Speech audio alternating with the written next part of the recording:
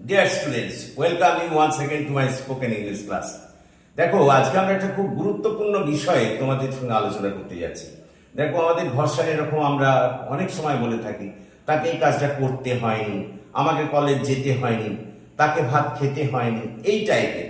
অর্থাৎ অতীতে কোনো কাজ করার ছিল কিন্তু কোনো কারণে করা হয়নি এরকম বোঝালে, বা বাক্যের শেষে যদি দেখো করতে হয়নি, খেতে হয়নি, যেতে হয়নি, নাচতে হয়নি, ঘুমোতে হয়নি, এই জাতীয় শব্দ থাকে, তাহলে সেক্ষেত্রে তোমরা বাক্য গঠন করবে কি করে? দেখো সেক্ষেত্রে বাক্য গঠনের নিয়ম হলো প্রথমে কর্তা বসাতে হবে, তারপরে ডিড নট হ্যাভ টু অথবা ডিডন্ট হ্যাভ টু।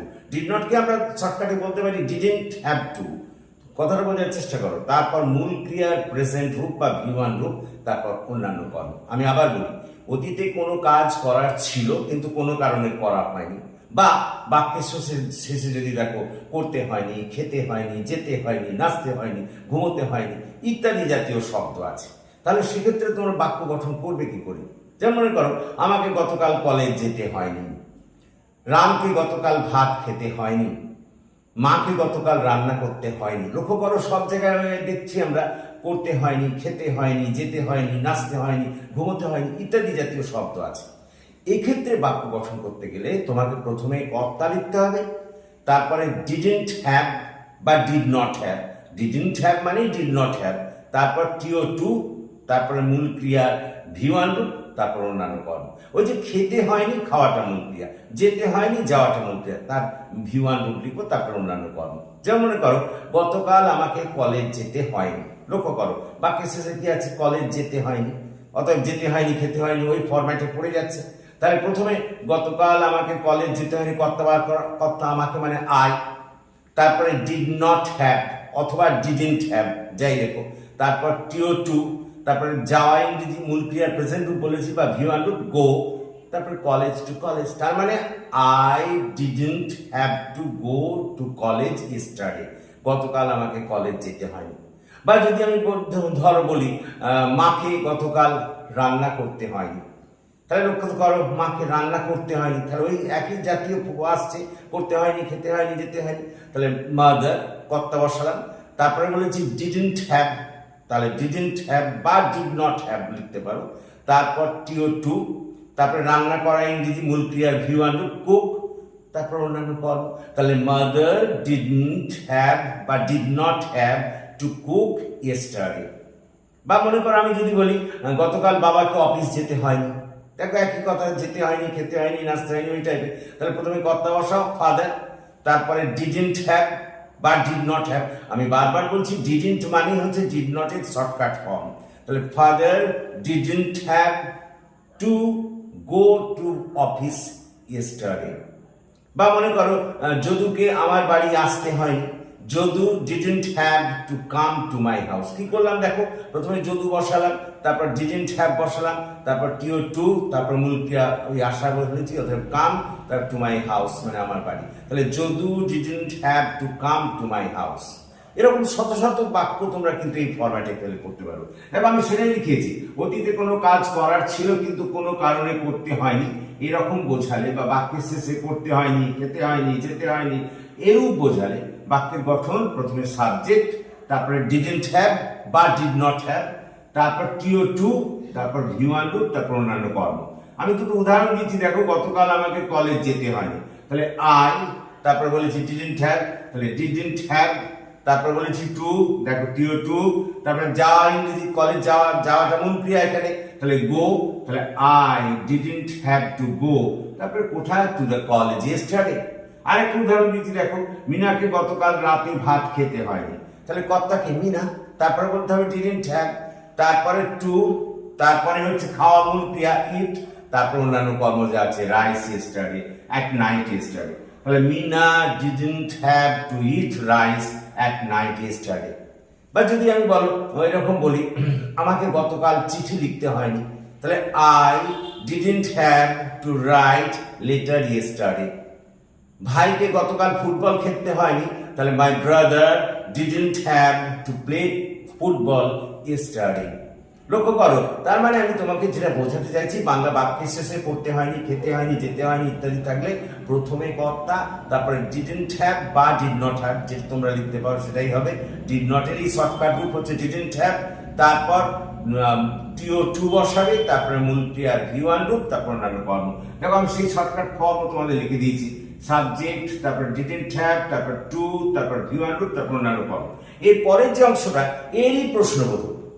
যেমন করো, আমি যদি বলি রামকে কি গতকাল কলেজ যেতে হয়নি, আমাকে কি গতকাল রাতে ভাত খেতে হয়নি, মানে ক্রিয়া, মানে তোমাকে প্রশ্ন করতে হবে। ওই বাক্যে শেষ ওই করতে হয়নি, খেতে হয়নি, যেতে হয়নি থাকবে, কিন্তু প্রশ্নবোধক। সেক্ষেত্রে নিয়ম হলো তুমি প্রথমেই ডিডকে ব্যবহার করবে। প্রশ্নবোধক এর যদি প্রশ্নবোধক বাক্য করতে চাও, যেমন করো যদুকে কি কাজটি করতে হয়নি, আমাকে কি ভাত খেতে হয়নি, রামকে কি কলেজ যেতে হয়নি, এই টাইপের করতে হয়নি, খেতে হয়নি, যেতে হয়নি থাকবে এবং প্রশ্নবোধক মাইন্ড ইউ। তাহলে সেক্ষেত্রে তোমরা প্রথমেই ডিড বসাবে, তারপর কর্তা, তারপর নট, তারপর হ্যাভ, তারপর টিও টু, তারপর মূল ক্রিয়ার V1 রূপ, তারপর অন্যান্য কর্ম। যেমন মনে করো আমাকে কি কলেজ যেতে হয়নি, তাহলে ডিড, তারপরে কর্তা হচ্ছে আই, তারপর বলেছি নট, তারপরে হ্যাভ, তারপরে টু, তারপরে যাওয়া ইংরেজি গো, তারপরে টু কলেজ। তাহলে did I not have to go to college yesterday. রামকে কি রাতে ভাত খেতে হয়নি, তাহলে did Ram not have to eat rice at night yesterday. ভাইকে কি গতকাল ফুটবল খেলতে হয়নি, তাহলে did brother not have to play football yesterday. তার মানে যদি দেখো করতে হয়নি, খেতে হয়নি, যেতে হয়নি, নাচতে হয়নি আছে এবং প্রশ্নবোধক।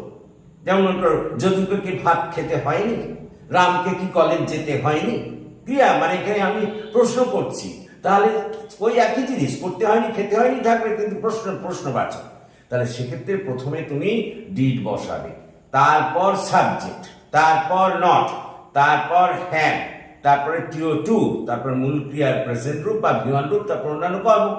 যেমন মনে করো গতকাল আমাকে কি এই কাজটা করতে হয়নি, তাহলে আই, দেখো এখানে কর্তা কিন্তু আই, তাহলে প্রথমে ডিড বসাবে, তাহলে ডিড, তারপরে আই, তারপর বলেছি নট, তারপরে হ্যাভ, তারপরে টু, তারপরে মূল ক্রিয়া, এখানে করা মূল ক্রিয়া, তাহলে করা ইংরেজি ডিও টু, তাহলে did I not have to do this work yesterday. বা মনে করো বোনকে কি গতকাল রবীন্দ্রসঙ্গীত গাইতে হয়নি, তাহলে ডিড, তারপরে সিস্টার, তারপরে নট, তারপরে হ্যাভ, টিও টু, তারপরে মূল ক্রিয়া হচ্ছে এখানে গান করা, তাহলে সিং রবীন্দ্রসঙ্গীত ইয়েস্টারডে। রিনাকে কি গতকাল স্কুলে যেতে হয়নি, তাহলে did Rina not have to go to school yesterday. তার মানে যখন প্রশ্নবোধক করব প্রথমে কর্তা নয়, প্রথমে ডিড বসাবো, মনে রাখো প্রথমে ডিড বসাবো, তারপরে কর্তা, তারপরে নট, তারপরে হ্যাভ, তারপর টিও টু, তারপরে মূল ক্রিয়া যেটা থাকবে তার প্রেজেন্ট রূপ বা V1 রূপ, তারপর অন্যান্য কর্ম। যেমন মনে করো বাবাকে কি গতকাল কলেজ যেতে হয়নি, লক্ষ্য করো, তাহলে ডিড, তারপরে কর্তাকে ফাদার, তারপরে not have to go to college yesterday. তাহলে দেখো আজকে আমরা দুটো জিনিস দেখলাম। তার দুটো জিনিস হচ্ছে যে যদি দেখো বাংলা বাক্যের শেষে করতে হয়নি, খেতে হয়নি, যেতে হয়নি, নাচতে হয়নি, প্লেন বাক্য থাকে, প্রশ্ন নয়, এমনি প্লেন বাক্য, তাহলে সেক্ষেত্রে প্রথমে কর্তা, তারপরে ডিডন্ট হ্যাভ, তারপরে টিও টু, তারপরে মূল ক্রিয়ার প্রেজেন্ট রূপ, তারপর অন্যান্য কর্ম। মূল ক্রিয়ার প্রেজেন্ট রূপ মানে V1 রূপ। যেমন মনে করো গতকাল আমাকে রাতে ভাত খেতে হয়নি, তাহলে আই ডিডন্ট হ্যাভ, দেখো আই বসালাম কর্তা, তারপরে ডিড নট হ্যাভ বা ডিডন্ট হ্যাভ, তারপরে টিও টু, তারপরে মূল ক্রিয়া খাওয়া ইট রাইস অ্যাট নাইট ইয়েস্টারডে। তাহলে আই ডিড নট হ্যাভ বা didn't have to eat rice yesterday. প্রথমে কর্তা, তারপরে ডিডন্ট হ্যাভ, তারপরে টিও টু, তারপরে মূল ক্রিয়ার V1 রূপ, তারপর অন্যান্য কর্ম। এবার এটারই যদি প্রশ্নবোধক করি, আমাকে কি গতকাল ভাত খেতে হয়নি রাতে, তাহলে সেক্ষেত্রে আমাকে কি গতকাল রাতে ভাত খেতে হয়নি জিজ্ঞাসা করছি, তাহলে সেখানে প্রথমে ডিড বসাবো আগে, তাহলে ডিড, তারপরে কর্তা আই, তারপরে নট, তারপরে হ্যাভ টু, তারপরে ইট রাইস অ্যাট নাইট ইয়েস্টারডে। তাহলে আমাকে কি গতকাল রাতে ভাত খেতে হয়নি, এটা হবে did I not have to eat rice at night yesterday. তাহলে দেখো আজকে আমরা এই দুটো শিখলাম, আশা করি তোমরা বুঝতে পেরেছো। সুতরাং that's all for this day. তোমরা যদি ভালো লাগে এই ক্লাস তাহলে আরো বেশি করে জয়েন করো, এই ক্লাসকে সবার মধ্যে শেয়ার করো এবং এই চ্যানেলটিকে সাবস্ক্রাইব করো। So that's all.